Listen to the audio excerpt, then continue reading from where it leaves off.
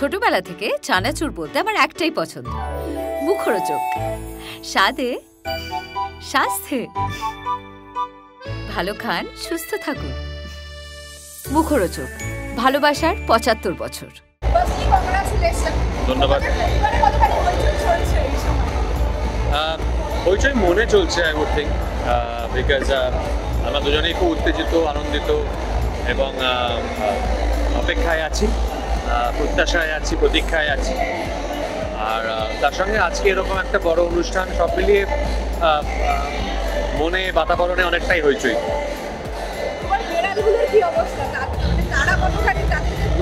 আমি ওটাই বলতে চাচ্ছিলাম যে আমাদের পরিবারে এমনিতেই হইচই চলে, একটা কুকুর একটা বেড়াল, সেই হইচইটা বাড়বে সামনের দিনে, সেই নিয়ে আমরা এক্সাইটেড।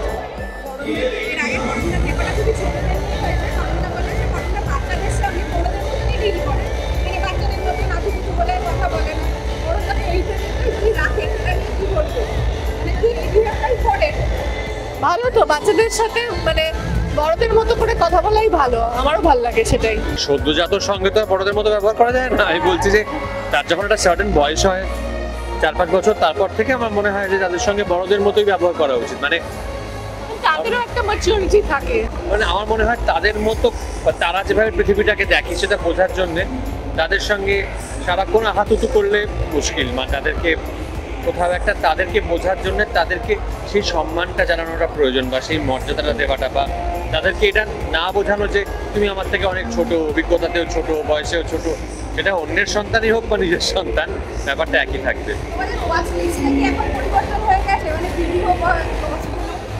না না, আমার ফুল হরর এখনো, আমার এখনো ফুল হরর। মিয়া একসঙ্গে দেখছে না কিছু কিছু জিনিস, সেটা অন্য কথা, কিন্তু আমার এখনো হরর আছে, যেগুলো একসঙ্গে দেখছি সেগুলো তো সামান্য পরিবর্তন এসেছে। আমার ওয়াচ লিস্টে খুব বেশি ভয়ের বা খুব বেশি ভায়োলেন্ট কিছু দেখছি না, তা বাদে সব রকমই দেখছি।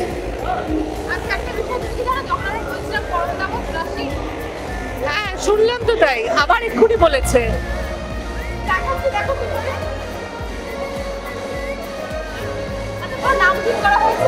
না গো, আমাকে বলেছে, অনুষ্কা বলেছে যে পুচকিকে নিয়ে ইন্টারভিউ করবো। আমি বললাম যে তোরা এমন জায়গায় যাবি যে একটা বাচ্চাকে তার বয়সের আগেই কথা বলিয়ে দিবি, আমার মনে হয়, হ্যাঁ, ইন্টারভিউ নেওয়ার জন্য।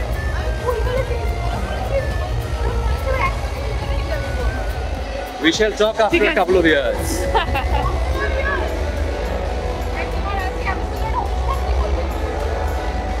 কি আমাকে বলছো? আজকের অনুষ্ঠানটা তো, আমি তো এই ইন্ডাস্ট্রির নই, কাজে আমি অনেকটা কৌতূহল নিয়ে এসেছিলাম, অনেকগুলো জিনিস দেখলাম, খুব ভালো লাগলো, মনে হলো খুব ভালো অনেক গল্প শুনবো, দেখবো আগামীতে।